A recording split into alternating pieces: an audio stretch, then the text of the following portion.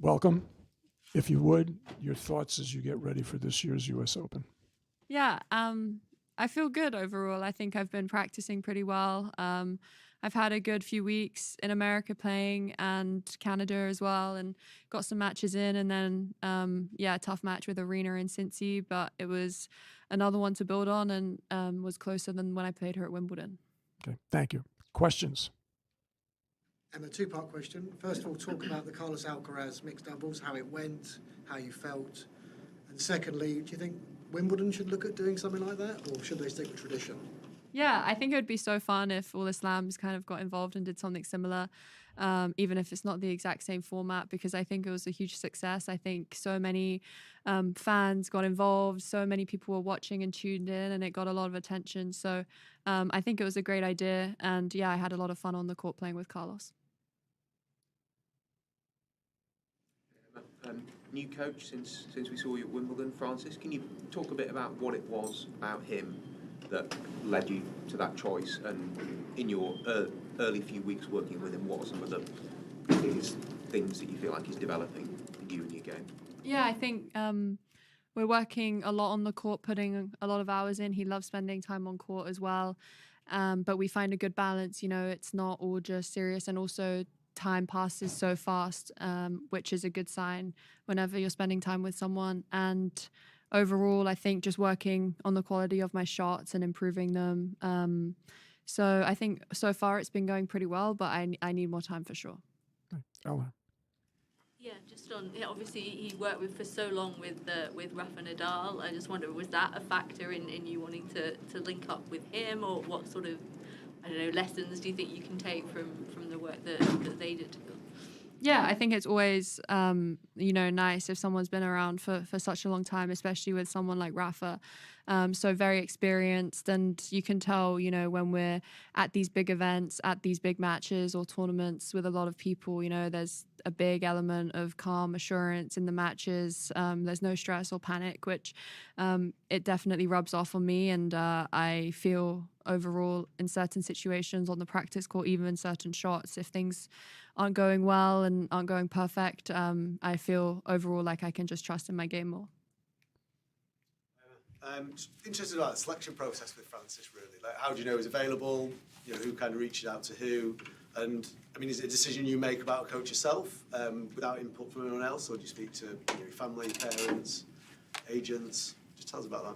Yeah, after Wimbledon, I always knew, Mark helped me so much over the last few months since Miami, but we always knew it was going to be difficult to keep things going forward with his commitments and everything. And after Wimbledon, it was, quite a good match with Aryna. I think quite a lot of people watched it, and I think it helped my case. So I'm happy about that. And after that, I just asked Jill, who's looking after me, and I was like, do we have any more ideas? And because ideally I wanted to come into the US swing knowing I had someone and a coach, so that's how it happened. And then we arranged a few days before I came out to America, and it went well, but he couldn't start until Cincy. So since then we've been practicing and working well. Emma, as Eleanor mentioned there, Francisco was in Nadal's inner circle for so many years. I just wondered if you have had any conversations with him specifically about how Rafa approached anything on and off the court. I mean, Francisco at one point as well, I think he played doubles with Rafa as well, so they were very close. Yeah, it was so funny because I was playing in Montreal and I came off the court. I think I just played Peyton, had a good match, came through, and then he was like, Emma, you can't lose on that court. I came out of retirement and won my only doubles match on that court. So it was like a good omen. But he obviously has so much experience, but I haven't necessarily gone into details about past players because, I also don't necessarily want to pry, but I know that over time I will probably ask more and more questions. Catherine, then Matt. Francisco, he's really vocal on the sidelines. I know the mics in Cincinnati, I think they're quite close to the coaches, but it was very notable how vocal he was. Is that something you've asked for from him? Do you like Do you like that style of communication during the match? I think it was more just, you know, when you play here in these stadiums, and especially in America, there's a lot of like music going on, there's a lot of movement, and even if, you know, the coach is shouting or whoever's shouting from the box, you can't hear anything. So to kind of be heard, I think you have to shout and try and be heard that way. And I remember one point in the match I went over because I couldn't hear anything. The music started playing in between, and then the umpire was telling me I can't like stand there, but I couldn't hear anything anyway. So I mean, it's great that he's involved and getting enthusiastic in the match, but I don't think I guess he just does it how he sees. He doesn't always do it. He leaves me to it when he thinks I'm doing well. And I guess in those situations when you're playing Aryna, every kind of shot matters. Every point there's something to kind of pick at. So yeah, I think it's more just trying to hear. Matt and Alice. Hey, Emma, can you compare what it was like coming back here in 22 after you had that incredible run in 21, compare with sort of like where you are now, thinking in terms of whether it's expectations, exposure, things like that, and like how much more prepared you might be to deal with it now than you were 3 years ago, I guess? Yeah, I'd say I do feel very different to 2022. I really struggled when I came back in 2022. I didn't enjoy coming back here, but I think now is the first time that I feel like I can come back to the US Open and really enjoy the memories that I made here and be proud of that and see it as a happy place. So for that, I feel very grateful for and very pleased about. So I feel in a much better place now. Alice and Tamani. As you mentioned briefly, you know, the past few years at the US Open have been kind of tough for you, but you've been having some great results lately. In addition to what you just said, how does heading into this year's US Open feel different than heading into some of the past years? Yeah, I think the main thing is just that I came out to America in DC, and I've played since. I played, you know, I made semis there, and then I played in Montreal, pretty quick turnover, and then I went to Cincy and had a good match and then played Aryna and lost out in 3 and then put some good practice work the last 10 days in.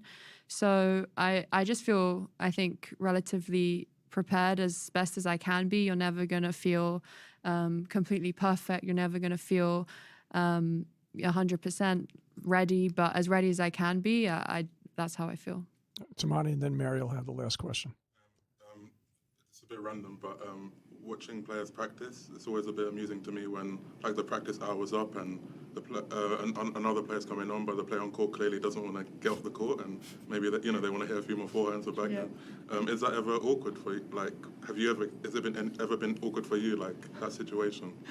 No, it's funny, but like for sure you can, you know, you've got like 25 seconds left of the hour and you're playing the last point, and then you just want to like play a point and, you know, both players hit a ball, and then like 7 out of 10 times you end up double faulting. Like that's what happened to me today, but I had a good practice, and I don't know, maybe you feel pressure like with the people coming on, especially if they've got like a team of 8 people in total. But it is always a funny little interaction because the point ends up usually being either terrible or unbelievable.